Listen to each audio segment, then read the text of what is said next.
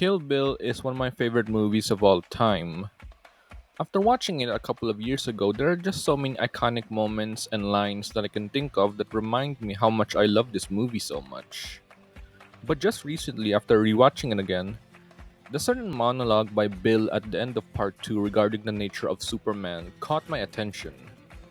Now, despite the monologue being infamous for misinterpreting Superman, I would argue that it actually speaks of the core ideas of Kill Bill and to some extent Tarantino's other movies, which will be what I want to discuss this time in this video.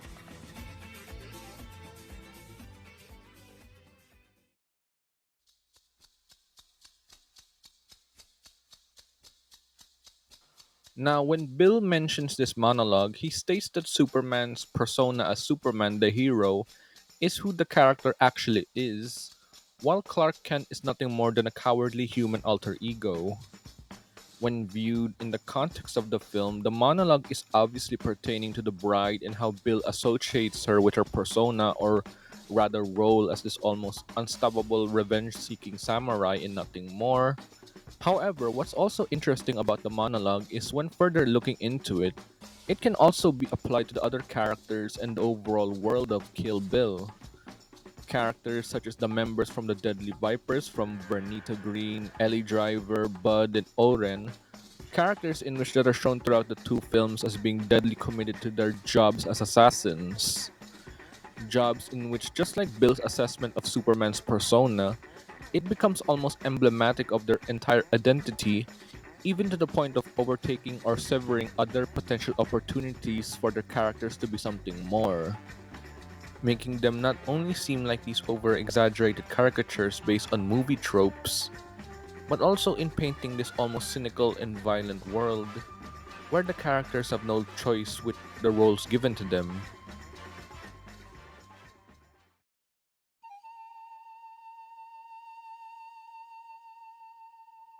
But however,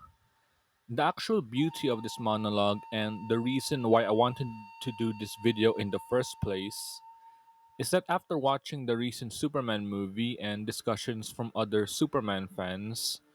is that it made me realize that the monologue is in fact a misreading of Superman as a character.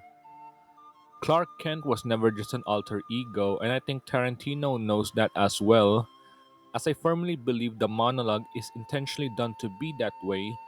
just so it can establish how Bill could fundamentally understand how both Superman and the Bride were always more than just their personas. Meaning, he couldn't understand the value there is in people being more vulnerable and being able to choose who they want to be in their lives outside of the roles given to them. And the ending of the film just further showcases this with the bride choosing to be a mother, showing how even with her being an unstoppable avenger with a killer instinct, the ending just showcases how she had always been capable of being something more in the first place, where there was always a certain humanity in her character, which could have also been said the same for the other characters in this hyper stylized and violent world that Tarantino created.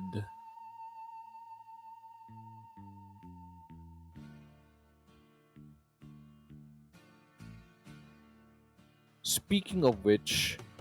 upon saying that, what also really interested me about the monologue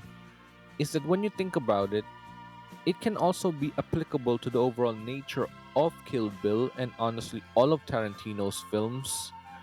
where even with their infamous yet enjoyable aspects such as the gratuitous violence and vulgarity, there is still a clear craft in place that makes these films worthwhile. Where even with their clear inspirations from more pulp media and the classics of yesteryear, the films by themselves are still more than the sum of their parts. There is both style and substance, where through clever writing and direction, they are enough to make these films be their own unique and meaningful thing,